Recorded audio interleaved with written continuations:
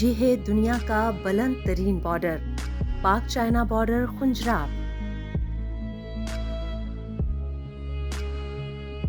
اس کو نو مین لینڈ بھی کہا جاتا ہے کیونکہ یہاں پر شام ڈھلے انسان کا ٹھہرنا مشکل ہو جاتا ہے اور پھر انسان یہاں سے چلے جاتے ہیں، لیکن ہم آج آپ کو یہاں لے کر جا رہے ہیں، تو چلیں سفر شروع کرتے ہیں۔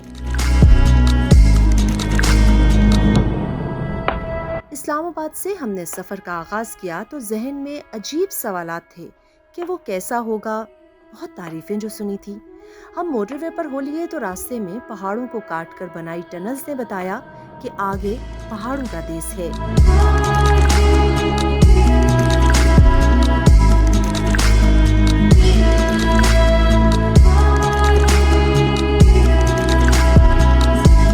پہاڑ ہوں گے، سبزہ ہوگا، کہیں پانی ہوگا تو کہیں خشک چٹیل میدان۔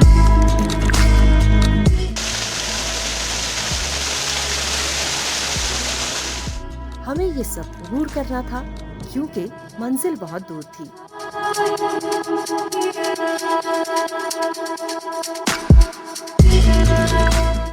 اگر آپ فضائی سفر کریں تو آپ کو 9 سے 10 گھنٹے لگیں گے اسلام آباد سے گلگت اور پھر خنجراب تک، لیکن ہم نے زمینی سفر کا انتخاب کیا کیونکہ قراقرم ہائی وے سے خنجراب تک کا سفر دنیا کے خوبصورت ترین سفروں میں سے ایک ہے۔ ہم ایبٹ آباد، مانسیرا، بالا کوٹ سے ہوتے ہوئے کیوائی پہنچے۔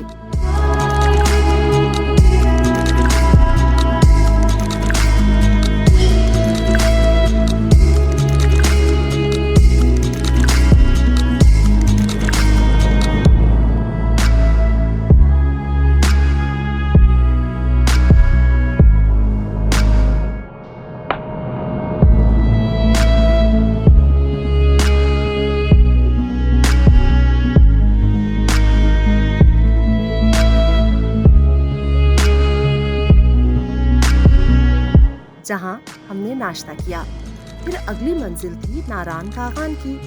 یہ حسین وادیاں ان رستوں سے ہمیں بابو سر ٹاپ لے گئی۔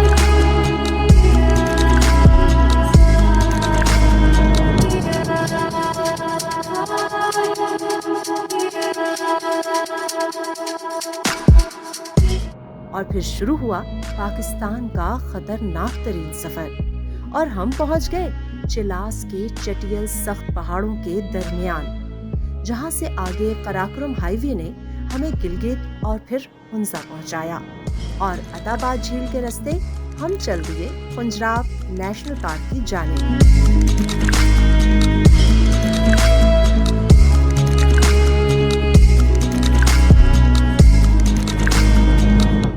لیجیے، ہم اس وقت کھڑے ہیں خنجراب نیشنل پارک کی انٹری پر۔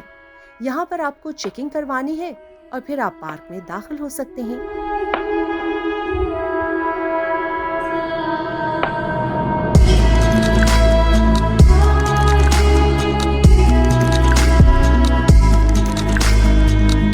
انٹری کے بعد پہاڑوں کی الگ ہی دنیا شروع ہوئی۔ اونچے اونچے پہاڑ اور ساتھ میں دریا کا شور عجب ہی منظر پیش کرتا ہے۔ کہیں پر آپ یاٹ گھومتے دیکھتے ہیں تو کہیں نیلگوں آسمان آپ کو ویلکم کرتا دکھائی دیتا ہے، اور جب آپ خنجراب ٹاپ پہنچتے ہیں تو حیرت آپ کو جکڑ لیتی ہے۔ ایک وسیع میدان جہاں 2 ملکوں کے کنارے ملتے ہیں۔ یہاں عام انسان کو سانس لینے کا مسئلہ درپیش رہتا ہے۔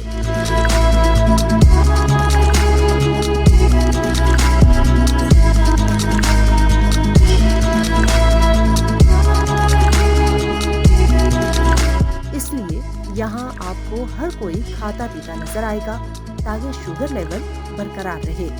खाने पीने के चंद स्टॉल्स हैं और बस, क्योंकि यहाँ का सर्द मौसम आपको ज्यादा देर ठहरने नहीं देता।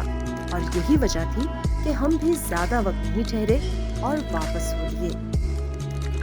अगले प्रोग्राम तक हमारे साथ रहिएगा। शुक्रिया।